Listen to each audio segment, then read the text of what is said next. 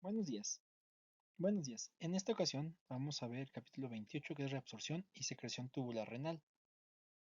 Es un tema muy divertido. Espero les lo disfruten y aprendan de...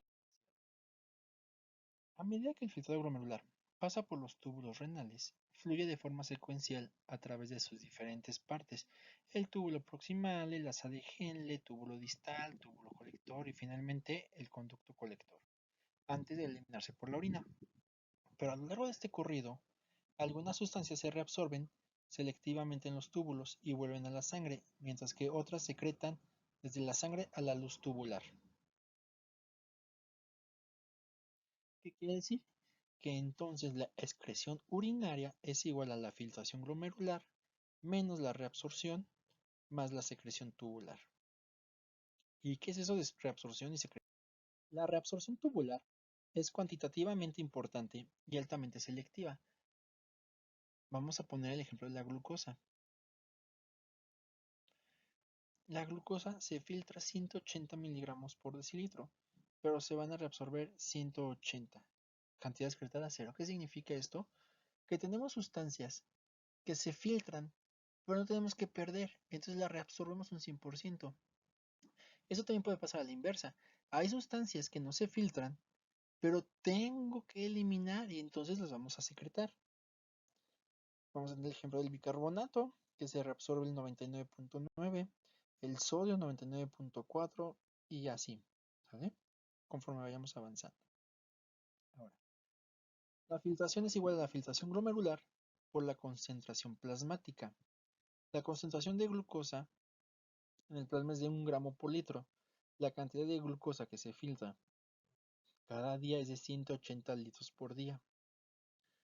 Por lo tanto, por 1 gramo por litro, es decir que tenemos 180 gramos por día de filtración de glucosa.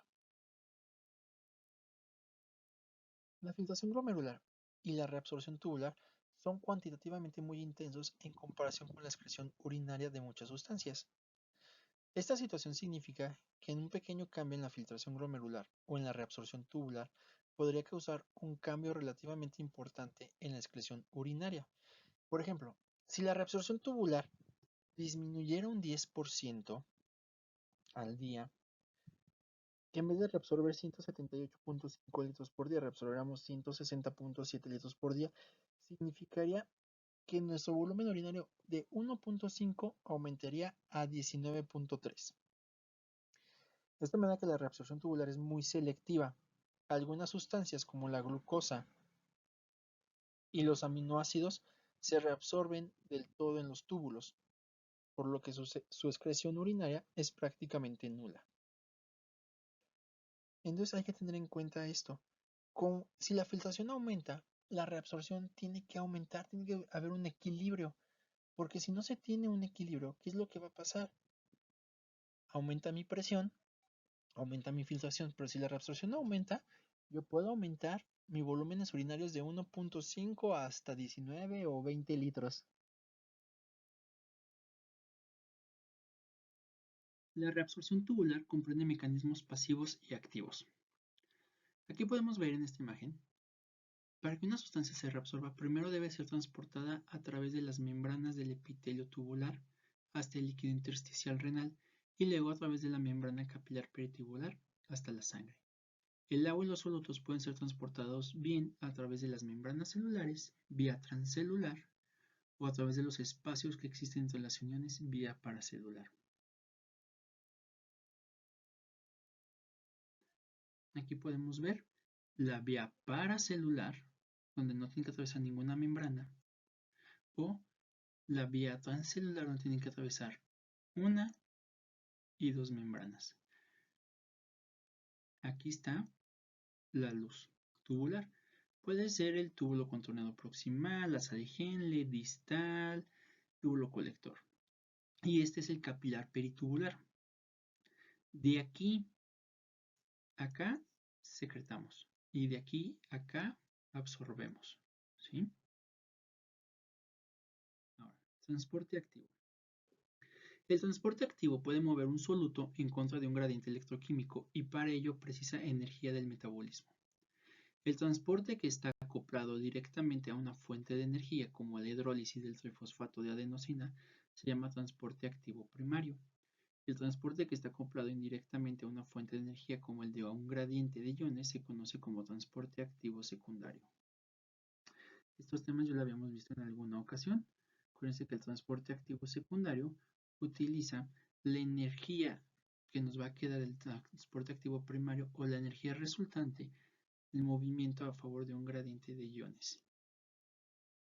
Los solutos pueden transportarse a través de células epiteliales o entre las células. Los espacios intercelulares laterales están situados por detrás de estas uniones estrechas y separan las células epiteliales del tubo. Los solutos pueden reabsorberse o secretarse a través de las células por vía transcelular o entre las células moviéndose a través de las uniones estrechas y los espacios intercelulares siguiendo una vía paracelular.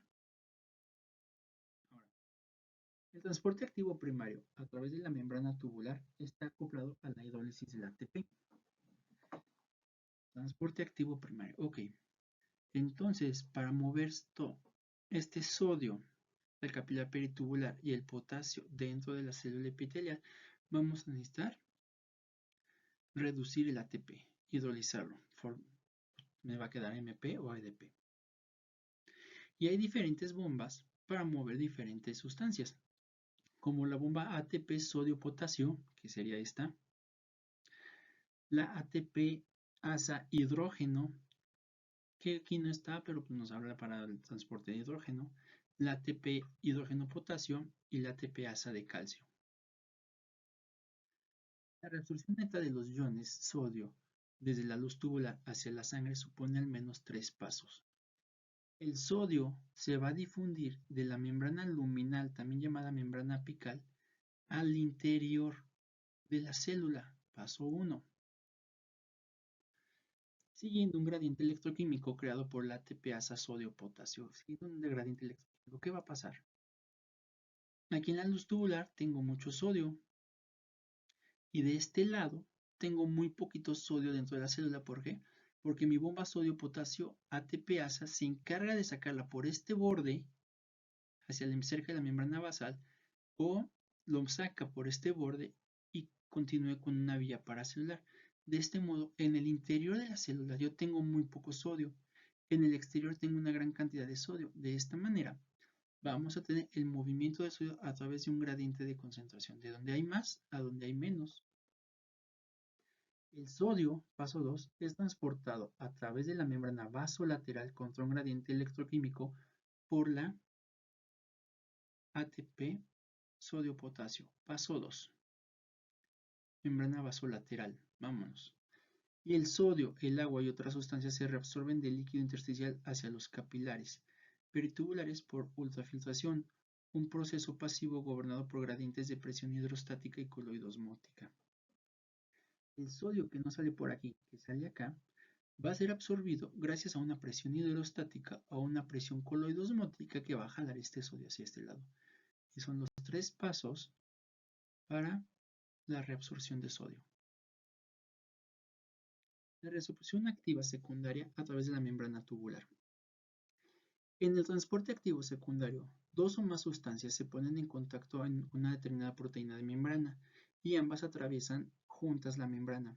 Bueno, eso de juntas no es literal, porque de repente se une una sustancia. Acuérdense que para que pueda pasar esto, se unen las 2 sustancias, pero primero pasa la sustancia que va a utilizar la energía de la hidrólisis de ATP o se va a mover a favor de un gradiente iónico.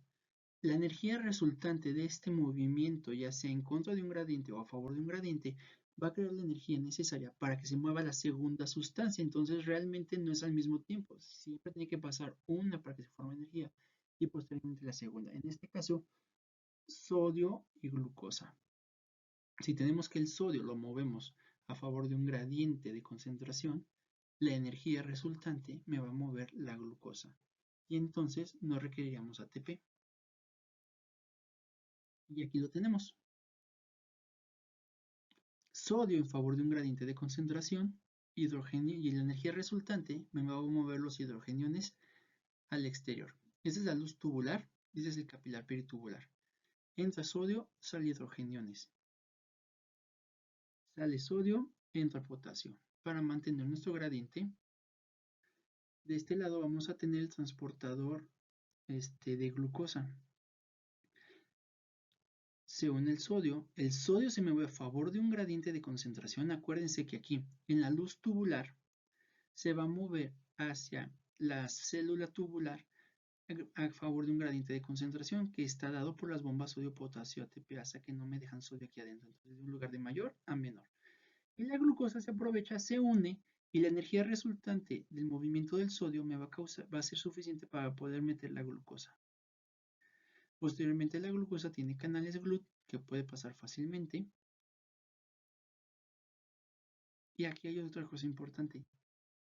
Los aminoácidos utilizan el cotransporte similar a la glucosa entre el sodio y los aminoácidos. Secreción activa secundaria hacia los túbulos. Algunas sustancias se secretan en los túbulos mediante un transporte activo secundario, lo que a menudo supone un cotransporte de la sustancia junto con iones sodio. En el cotransporte, la energía liberada por el desplazamiento a favor de la corriente de una de las sustancias, como los iones sodio, permite el paso a contracorriente de una segunda sustancia en dirección opuesta. Ya lo habíamos visto, se llama contratransporte. Es el que habíamos visto del sodio con hidrogeniones, donde entraba el sodio y salían los hidrogeniones. Ahora, la pinocitosis, un mecanismo de transporte activo para absorber proteínas, ya lo habíamos visto también al principio del semestre. En este proceso, la proteína se une al borde en cepillo de la membrana luminal y seguidamente esta porción de la membrana se invagina hacia el interior de la célula hasta que forma una vesícula que contiene proteína. Una vez dentro de la célula, la proteína se digiere en sus aminoácidos que se reabsorben a través de la membrana vasolateral hacia el líquido intersticial. Entonces yo voy a tener mi célula tubular, no es cuadrada, es que está enferma. Entonces llega la proteína que es muy grande para poder pasar por algún canal de transporte. ¿Y qué es lo que vamos a pasar? Acuérdense que estaba el sistema de la calicreína, que se va a empezar a mover hasta poderla envolver completamente. Una vez que está aquí adentro se rompe esta membrana, entra la proteína y aquí adentro esta proteína es degradada en aminoácidos y se puede utilizar para lo que se necesita. Ahora, transporte máximo de sustancias que se reabsorben en forma activa. Para la mayoría de las sustancias que se reabsorben o excretan activamente hay un límite en la intensidad con la que puede transportarse que a menudo se denomina transporte máximo. El sistema de transporte de la glucosa en el túbulo proximal es un buen ejemplo. Normalmente no aparece glucosa medible en la orina porque casi toda la glucosa filtrada se reabsorbe en el túbulo proximal, pero cuando la carga filtrada supera la capacidad de los túbulos de reabsorber la glucosa, se produce la excreción de glucosa en la orina. ¿Qué vamos a tener? Para poder absorber la glucosa, vamos a tener lo que era nuestro cotransporte, glucosa-sodio. La glucosa solo se absorbe en el túbulo proximal. Y si mi túbulo proximal solo se tiene proteínas para transportar 180 miligramos de glucosa, si yo tengo más de esa glucosa, voy a empezar a orinar glucosa. Pongamos el ejemplo. Ustedes están en una plaza, hay 5 elevadores y cada elevador puede transportar 10 personas. Son 50 personas el transporte máximo. Pero si nada más hay 10 personas en la plaza por cuestiones de COVID, llegan a los elevadores, se suben y ¡fum! Suben rápidamente. 15 personas llegan al área de elevadores, se suben rápidamente. Tomar en cuenta que los elevadores solo están en una zona específica de la plaza y no hay más elevadores en otro lado. Ahora, llegan 40 personas, me estoy acercando al transporte máximo, pero todavía no lo logro. Suben rápidamente, 50 personas, estoy en el transporte máximo, llegan 50 personas, se suben a los elevadores y llegan al segundo nivel. Pues yo ya tengo 52, 55, 60, 70, 80 personas, voy a tener un remanente. Si tengo 52 personas, 2 no se van a poder subir por las escaleras y tienen que irse caminando. De esta manera, Cuando se supera el transporte máximo, estas ya no se reabsorben y se tienen que ir por otro lado y terminan siendo excretadas en la orina. ¿Sí? Lo podemos ver aquí. La excreción y la carga filtrada. El verde es la excreción, el azul es la reabsorción y esta línea inclinada que empieza con reabsorción y termina con carga filtrada. Cuando la carga filtrada supera la reabsorción, que aquí en esta persona es de 320 aproximadamente, aumenta la excreción. Cuando yo rebaso este umbral, cuando yo rebaso los 5 elevadores, que mi transporte máximo era 50, todo eso a partir de aquí lo empiezo a orinar, ¿sí? Porque ya no transporté más. Entonces, ¿qué es lo que pasa? Cuando una persona es diabética y está mal controlada, tiene glucosas elevadas, le tomas un examen general de orina y ves glucosa. Ah, qué interesante, ¿no? En ese momento podemos saber que este paciente está superando su transporte máximo de glucosa. Algunos de los máximos transportes importantes para las sustancias que se reabsorben activamente por los túbulos son los siguientes. La glucosa, transporte máximo 375 miligramos por minuto. Fosfato, sulfato, aminoácidos, lactato 75 miligramos por minuto. Y transporte máximo para sustancias que se secretan de forma activa, creatinina 16 miligramos por minuto y ácido paraminopirúvico 80 miligramos por minuto. Sustancias que se transportan en forma activa pero no muestran transporte máximo. Algunas sustancias se pueden reabsorber en forma pasiva pero no muestran un transporte máximo porque la intensidad de su transporte está determinada por dos factores como son gradiente electroquímico para la difusión de sustancias, permeabilidad de membrana de la sustancia y el tiempo del líquido que contiene la sustancia permanece dentro del túbulo. Perdón, aquí me confundí yo creo. Sustancias que se transportan en forma pasiva.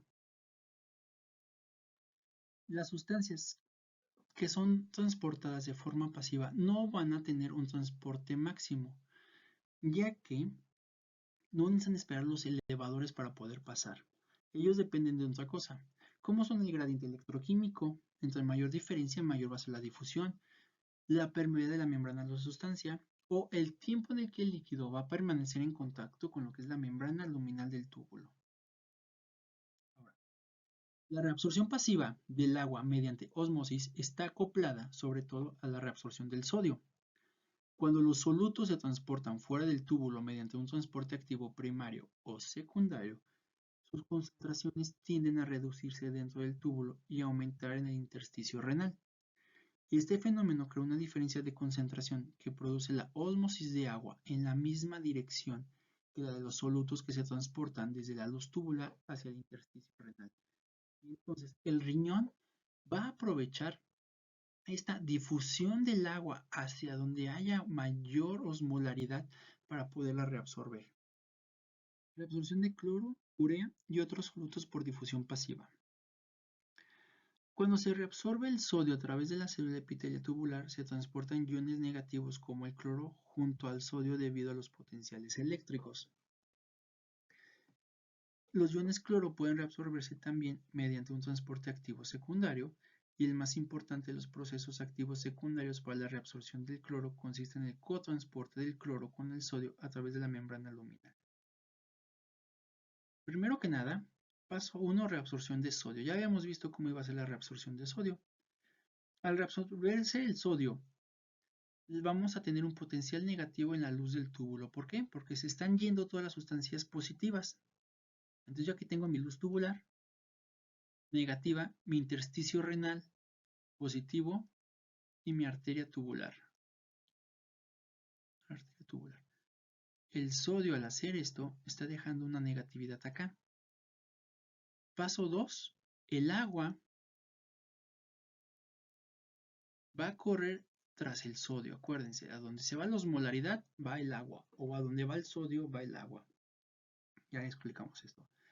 Ahora, al tener una concentración de cloro más alta en la luz tubular y ser negativo la luz tubular, ¿qué va a pasar? cargas negativas con cargas negativas se repelen. Entonces, va a haber cloros que van a empezar a correr hacia donde está el sodio, porque aquí está positivo. ¿Y qué es lo que va a pasar? Va a haber un cotransporte sodio-cloro para llegar de este lado. Al aumentar la concentración de urea, porque está disminuyendo la cantidad de agua, va a haber un gradiente de presión de la urea, mayor concentración aquí de urea,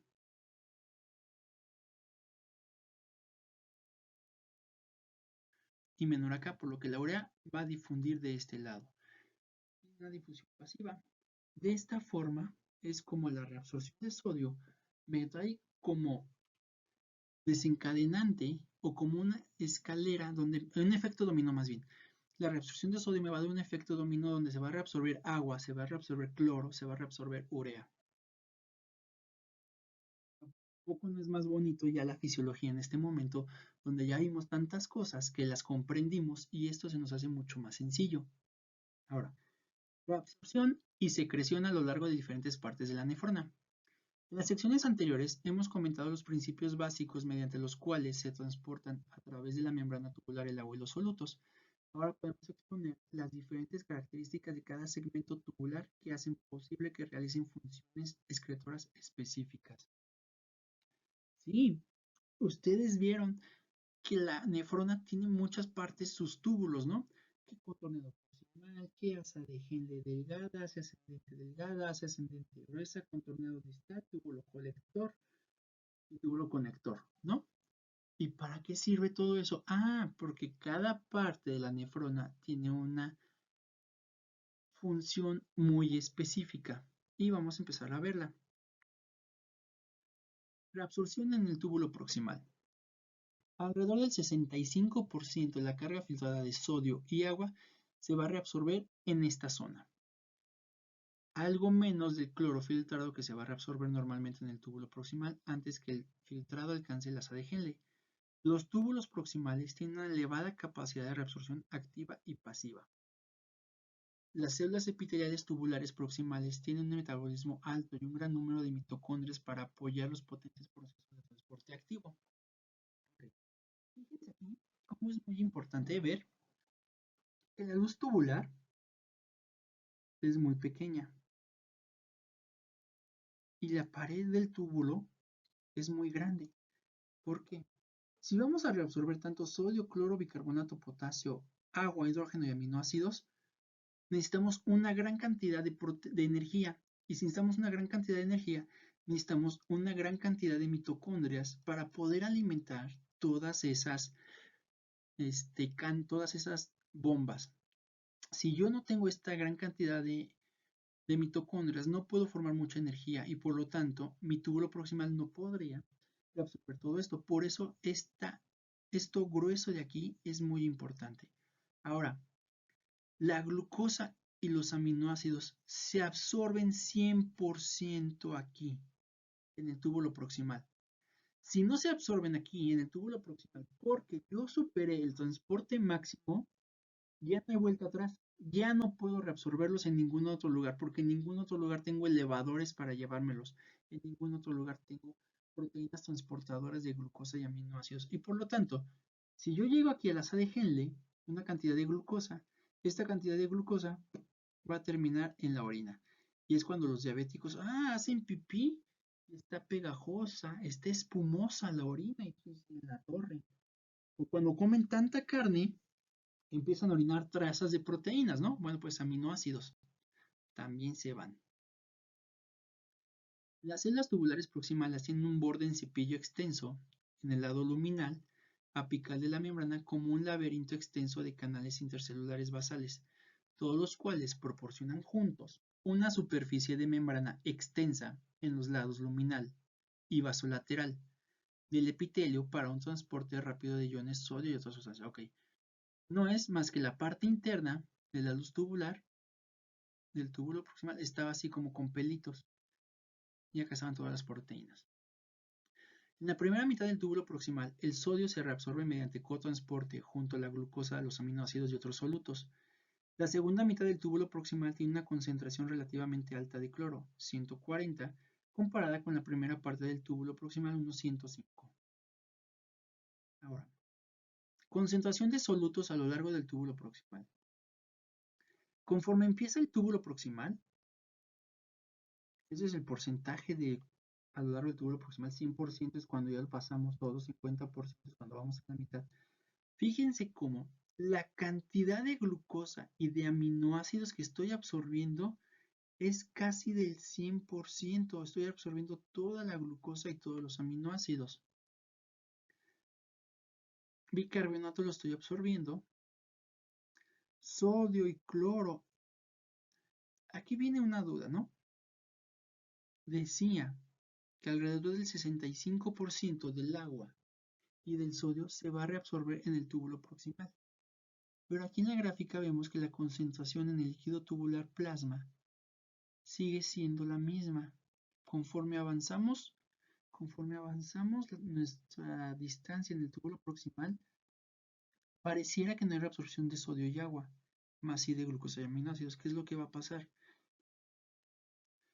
¿Estamos absorbiendo sodio y agua? Sí, 65% sí, pero esto de aquí es concentración.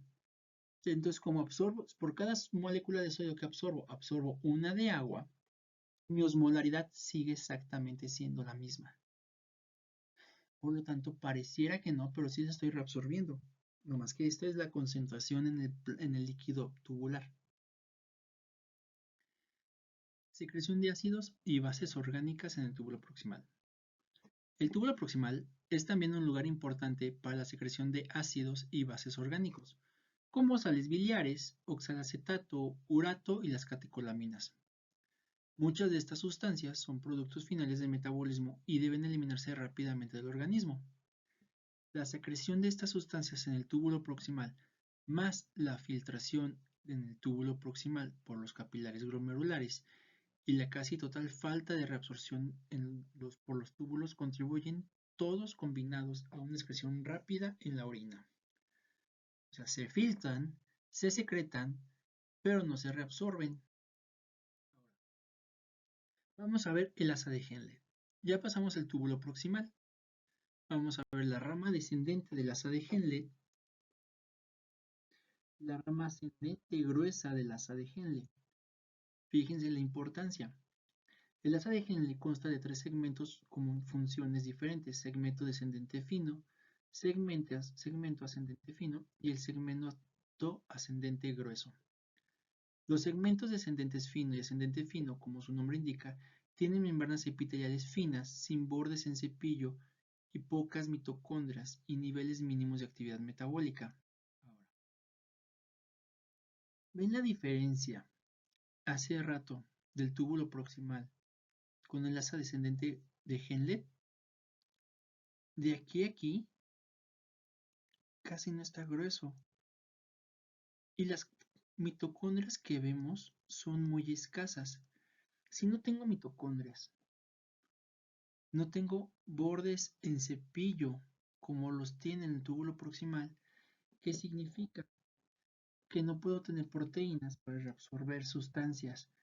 Por lo tanto, esta parte del túbulo es impermeable a casi todas las sustancias, salvo el agua. La parte descendente del segmento fino es muy permeable al agua y moderadamente a la mayoría de los solutos, incluido urea y sodio. La función de este segmento de la nefrona es sobre todo permitir la difusión simple de las sustancias a través de sus paredes. Alrededor del 20% del agua filtrada se reabsorbe en el asa de Henle y casi todo ocurre en la rama descendente fina. La rama ascendente, incluidas las porciones fina y gruesa, es casi impermeable al agua, una característica importante para concentrar la orina. Aquí, la función de la rama descendente es dejar salir agua únicamente. Cuando veamos el capítulo de concentración de la orina y dilución de la orina, es muy importante que recuerden esta función del asa descendente de Henle. Ahora, el asa ascendente de Henle, la rama gruesa.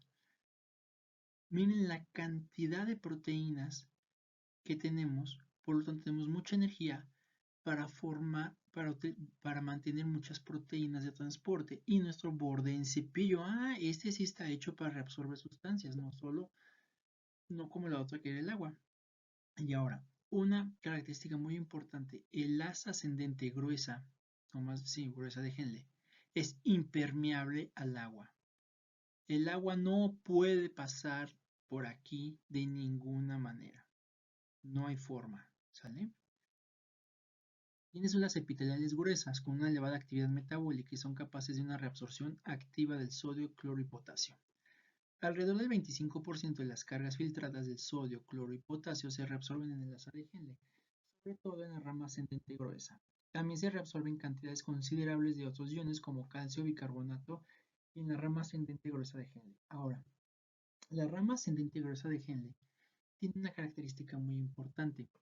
Puede generar un gradiente de 200 mini equivalentes de sodio,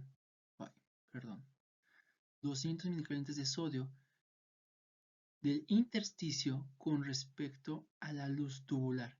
Esto es de suma importancia para cuando veamos lo que es el... ¿Qué fue el nombre? Cuando se ve el tema de concentración de la orina, el sistema multiplicador contracorriente, perdón, se me había olvidado, el sistema multiplicador contracorriente, que es como lo más divertido del riñón. Ahora, gradiente de concentración de 200 milikelvins, ya se los había comentado. Un componente importante de la reabsorción de solutos en la rama ascendente es la bomba sodio-potasio ATPasa. Si se fijan, tenemos un montón de bombas de sodio-potasio para meter sodio a la luz a la célula tubular y posteriormente al líquido intersticial. Ahora, la baja concentración intracelular de sodio proporciona a su vez un gradiente favorable para el movimiento de sodio desde el líquido tubular hasta la célula. El movimiento de sodio a través de la membrana luminal está mediado sobre todo por el transporte sodio 2-cloro 1-potasio. Clase de fármaco. Diuréticos de asa. Si yo estoy hablando de un diurético de asa, es un medicamento que me va a hacer orinar mucho. ¿Por qué? Porque si en el asa de Henle yo tengo muchas bombas de sodio y me crean mucha reabsorción de sodio, por lo tanto vamos a tener mucha reabsorción de agua en algún momento. Pero no aquí, no en la asa gruesa, más adelante. Por lo tanto, si yo bloqueo esto, tenemos una osmolalidad alta en la luz tubular y vamos a orinar como caballos. Túbulo distal. El segmento grueso de la rama ascendente del asa de Henle se vacía en el túbulo distal. La porción inicial del túbulo conforma la mácula densa, un grupo de células epiteliales densamente empaquetadas, que es parte del complejo yuxtaglomerular, que proporciona un control de retroalimentación de la filtración glomerular y del flujo sanguíneo en esta misma nefrona. Ahorita vamos a ver un video, una foto donde el túbulo distal, cuando pasa entre la arteriola aferente y eferente, las células del túbulo distal que están en contacto con la arteriola aferente y eferente, es lo que se forma la mácula densa. Reabsorbe con avidez la mayoría de los iones, incluidos el sodio, el potasio y el cloro, pero es casi totalmente impermeable al agua y a la urea. ¿Se fijan cómo a partir de aquí, de lo que es la asa ascendente gruesa de Henle, ya somos impermeables al agua? Por esa razón se le denomina segmento diluyente, porque también diluye el líquido tubular.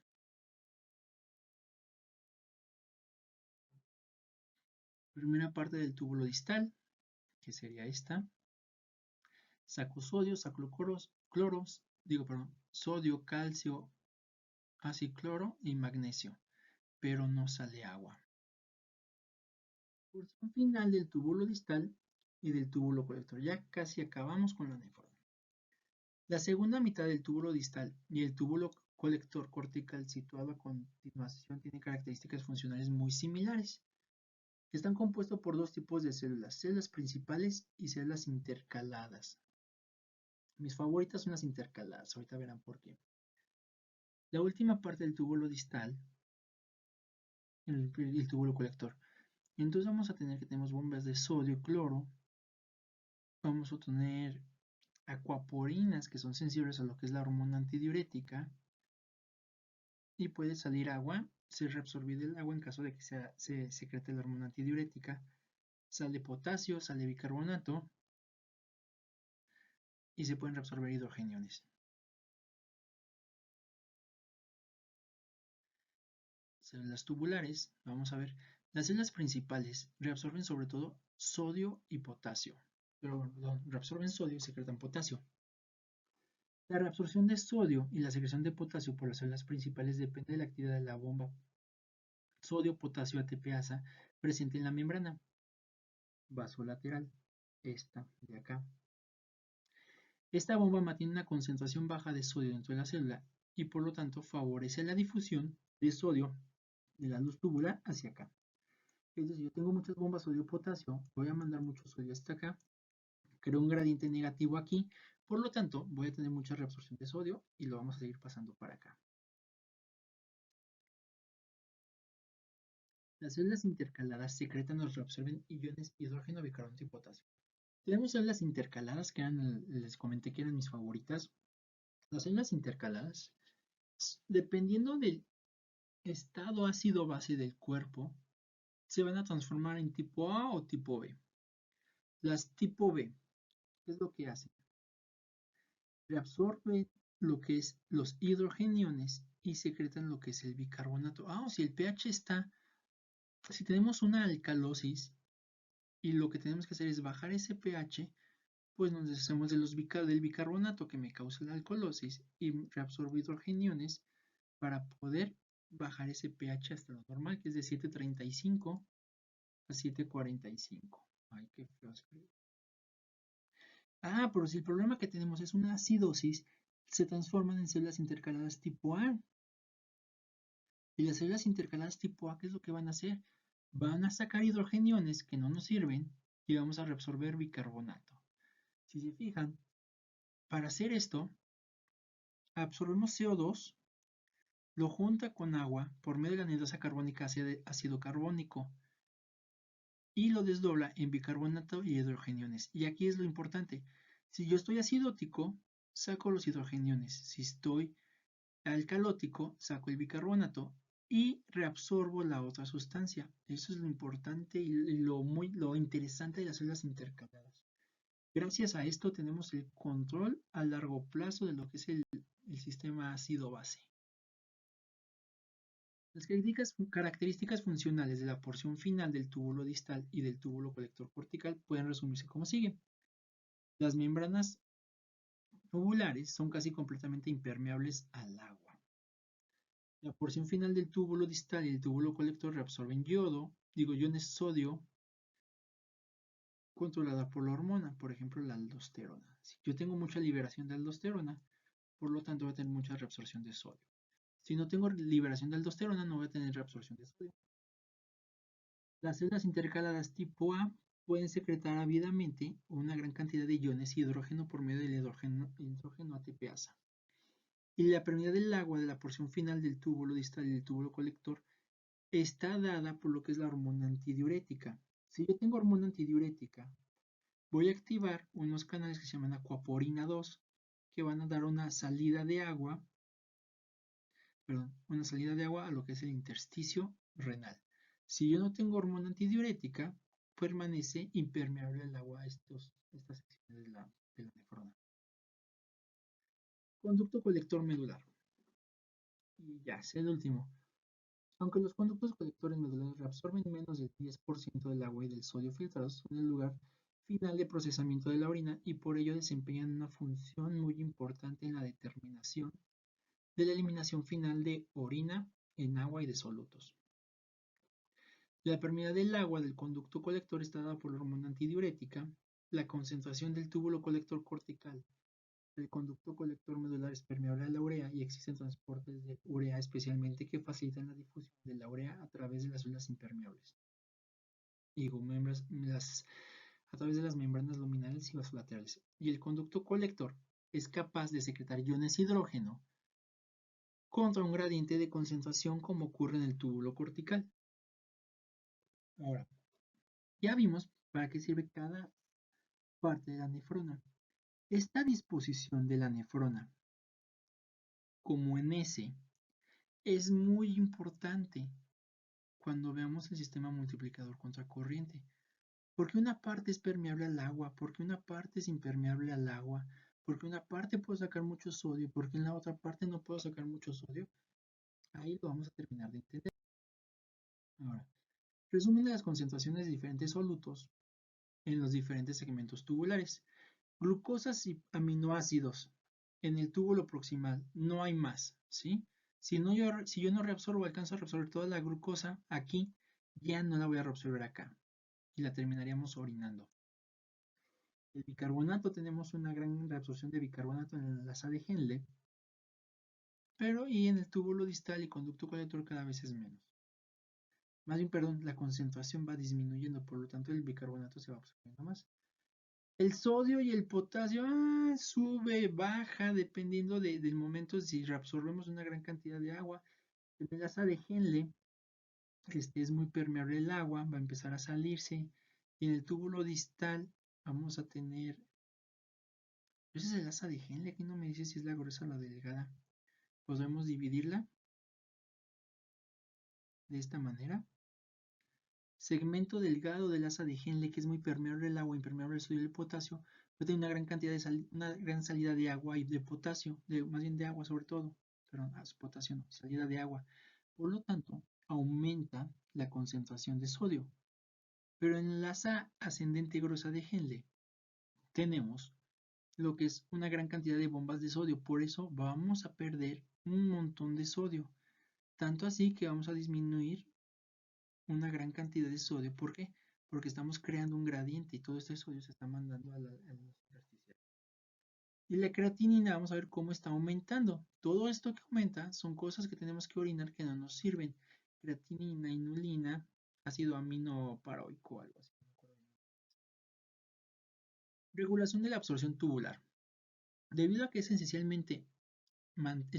mantener un equilibrio preciso entre la reabsorción tubular y la filtración glomerular, hay múltiples mecanismos de control nerviosos, hormonales y locales que regulan la reabsorción tubular, así como los hay para el control de la filtración glomerular. Hay un equilibrio glomérulo-tubular.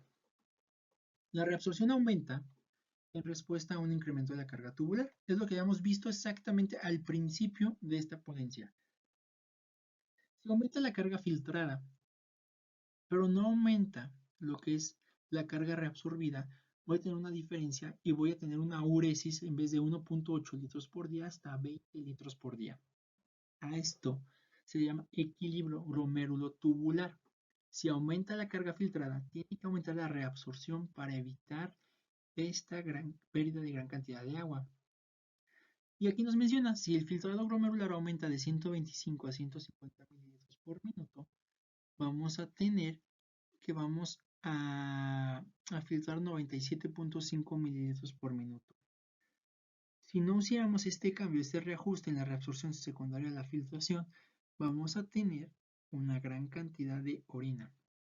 El equilibrio glomerular ayuda a evitar sobrecargas en segmentos del túbulo distal cuando la filtración glomerular aumenta.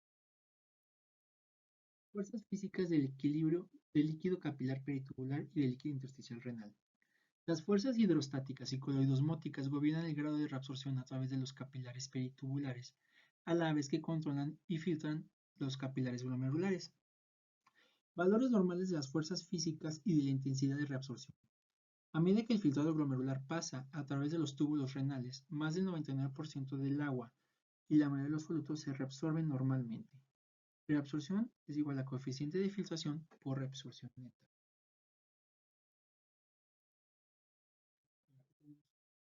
Luz tubular, células tubulares y líquido intersticial. Vamos a ver que aquí tenemos una presión de reabsorción neta de 10 milímetros de mercurio. ¿Por qué? Tenemos presiones de entrada que son 32, que es la coloidosmótica de la luz del capilar peritubular, y 6 de la presión hidrostática intersticial, nos da 38. La presión coloidosmótica del líquido intersticial es de 13 y la presión hidrostática del capilar peritubular es de 15, me da 28. 38 menos 28, sumamos esta con esta y esta con esta para obtener el 28 y el 38. 38 meten, 28 sacan, me da una reabsorción neta de 10 milímetros de mercurio.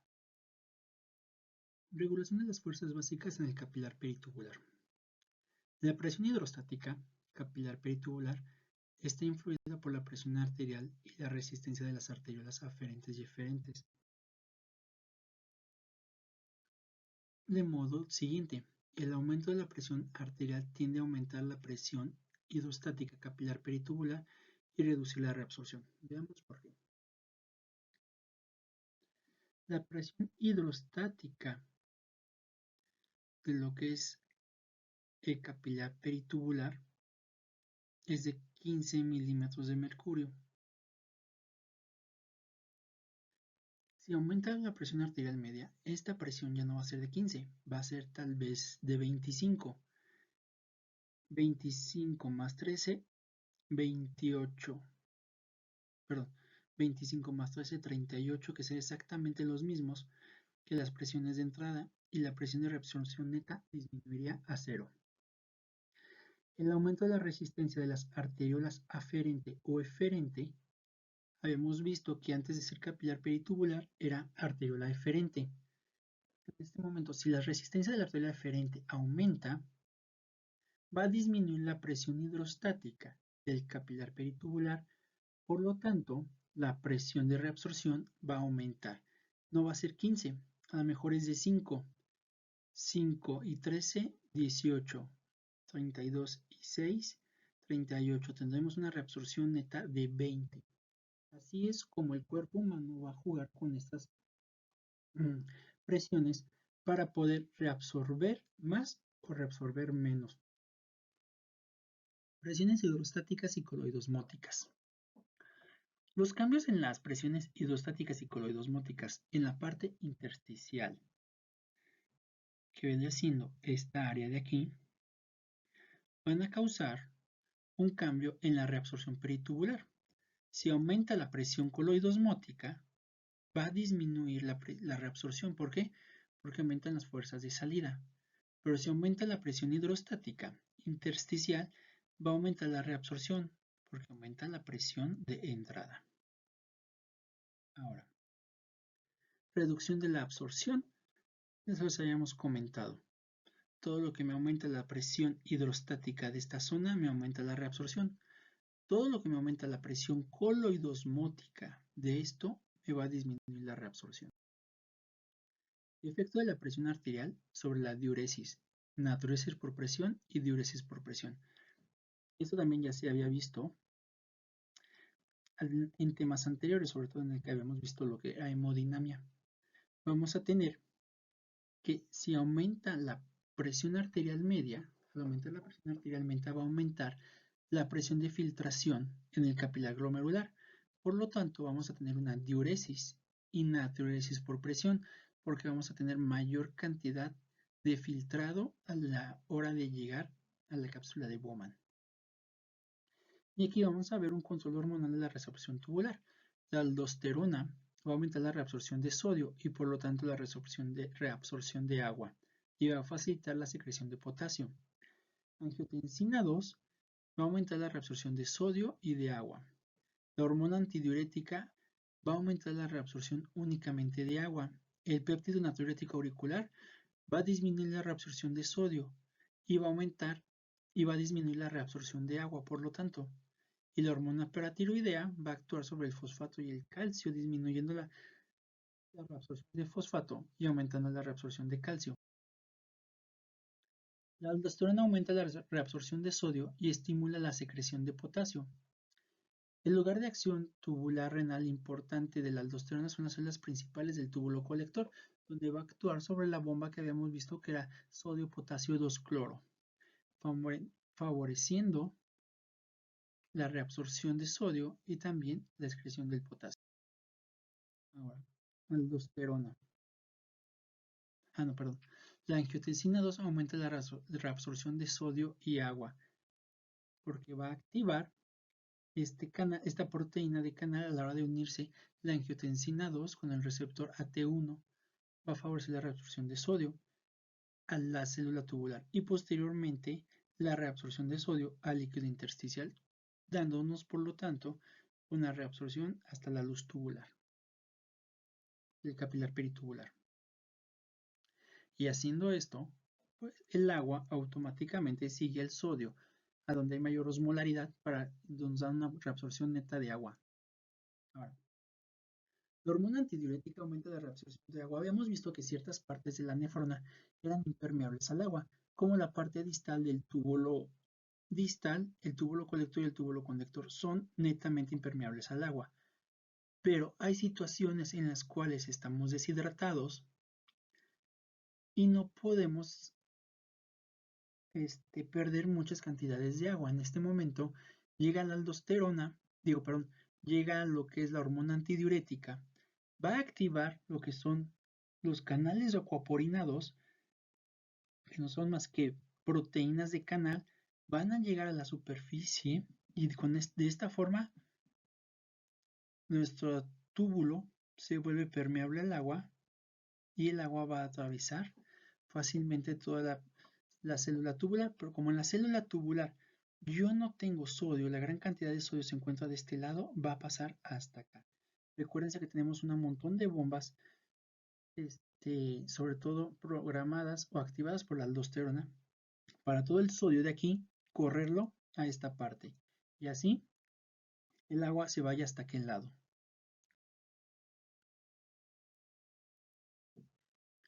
Pero para esto tenemos, para que funcione la aquaporina 2 y para que funcione la reabsorción de agua, tiene que haber una osmolaridad muy alta de este lado.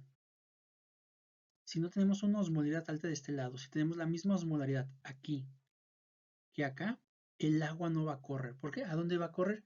Si la osmolaridad es igual, no tiene a dónde. Pero si la osmolaridad del líquido intersticial es muy alta, así es como va a correr el agua. Y para esto es donde entra la importancia de lo que es el asa ascendente gruesa de Henle. El péptido natriurético auricular reduce la absorción de sodio y agua. El péptido natriurético auricular es muy importante, es una hormona muy inteligente. Va a causar una vasodilatación de lo que es la arteriola aferente y una vasoconstricción de la arteriola eferente, aumentando la presión intraglomerular. Al aumentar la presión intraglomerular va a favorecer la filtración y por lo tanto vamos a sacar más agua. También disminuye la reabsorción de sodio, por lo tanto esa agua se va a mantener en la luz tubular creando una gran uresis. ¿Por qué? Porque el péptido natriurético auricular se libera cuando tenemos una falla cardíaca, cuando el corazón, más específicamente la aurícula, se distiende mucho. En este momento es cuando se libera el péptido natriurético auricular como respuesta a, ¿sabes qué? Tengo mucha presión, el corazón no sabe manejar tanta agua, vamos a orinar, vamos a sacar esta agua que tenemos de más. Por eso el péptido natriurético auricular es una de mis hormonas favoritas. ¿Por qué? Porque actúan en lo que es la arteriola aferente, en la arteriola deferente y en el capilar peritubular. La hormona paratiroidea aumenta la reabsorción de calcio. Cuando veamos paratiroides vamos a ver claramente. La activación del sistema simpático aumenta la reabsorción de sodio. La activación del sistema nervioso simpático, cuando es grave, puede reducir la excreción de agua y de sodio al contraer las arterias renales, lo que va a reducir la filtración glomerular y voy a mantener lo que es toda la sangre dentro del sistema vascular. ¿Por qué? Porque acuérdense que el sistema nervioso simpático mantiene la presión arterial. De esta forma, al evitar la filtración, mantengo el agua dentro del espacio vascular y aumenta la presión arterial. Uso de métodos de aclaramiento para cuantificar la función renal. La intensidad con la que se aclaran diferentes sustancias del plasma constituye una forma útil de cuantificar la eficacia con la que los riñones excretan diversas sustancias. Por definición, el aclaramiento renal de una sustancia es el volumen de plasma que queda completamente desprovisto de la sustancia por unidad de tiempo. Aclaramiento renal. Ok, Todos ustedes en alguna ocasión tienen un familiar o han escuchado, tiene lesión renal. El riñón no funciona adecuadamente. ¿Y cómo nos vamos a dar cuenta que esto está pasando, que el riñón no está funcionando adecuadamente? Vamos a ver la función renal. ¿Cómo? Con el aclaramiento. ¿Cómo funciona el aclaramiento? Ok, para ilustrar el principio del aclaramiento consideremos el siguiente ejemplo. Si el plasma que atraviesa los riñones contiene 1 miligramo de sustancia por cada mililitro, y si 1 miligramo de sustancia también se excreta en la orina por cada minuto, entonces 1 mililitro por minuto del plasma se aclara de la sustancia. ¿Estamos de acuerdo? Si yo tengo 1 miligramo por mililitro, en el riñón circula 1 mililitro por minuto y mi depuración es de 1 miligramo por minuto, quiere decir que yo estoy aclarando el 100% de esta unidad. Vamos a ver un ejemplo más fácil para que nos quede claro lo que es el aclaramiento. Yo tengo la inulina. La inulina es una sustancia ideal para medir el aclaramiento pulmonar o casi renal o casi ideal. ¿Por qué? Porque se filtra completamente el 100%, pero no se excreta, no se reabsorbe y no se secreta. Entonces, ¿qué vamos a tener? Si yo tengo 1 miligramo por mililitro, la concentración de inulina plasmática, mi velocidad es de 1 mililitro por minuto y mi concentración de inulina plasmática son 125 miligramos por mililitro. Es lo que vamos a tener. Que entonces mi filtración glomerular va a ser de 125 mililitros por minuto. Concentración de inulina plasmática, urinaria, sobre concentración de inulina plasmática, concentración de inulina urinaria por velocidad sobre la concentración de inulina plasmática. Entonces sería 125 por 1 entre 1 me va a dar 125 metros por minuto. Y de esta forma vemos el aclaramiento renal y este paciente tiene una filtración glomerular normal porque es de 125 mililitros por minuto. Conforme esta cifra desciende 100, 80, 50, 30, 20, estamos en un deterioro renal.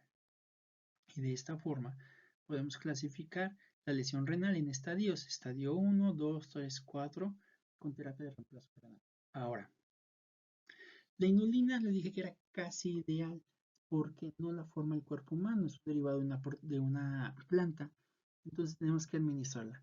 Podemos utilizar o utilizamos normalmente en la medicina lo que es la depuración de la creatinina y en base a la depuración de la creatinina podemos calcular lo que es la filtración glomerular. Hay fórmulas muy complejas como la de Korokov para sacar la depuración renal, pero son demasiado complejas. Pocas veces la he hecho cuando estaba en el internado. Posteriormente, cuando estaba haciendo la residencia, ya apareció otras fórmulas más fáciles de utilizar y que los hace la computadora, la calculadora, más bien las aplicaciones, que son las MDR4 y MDR6, donde fácilmente podemos calcular la filtración glomerular. Pero esto nada más es para que conozcan cuál es el origen del aclaramiento y de la clasificación de las lesiones renales. Hay muchas otras sustancias que se pueden utilizar, pero la que utilizamos en la práctica diaria es la creatinina. La inulina sí es muy buena, pero tenemos que administrar y la verdad en lo personal jamás he visto que se utilice. Chicos, eso es todo con respecto a este tema. Espero haya sido de su agrado y haya resuelto muchas dudas de las que tienen. Nos vemos.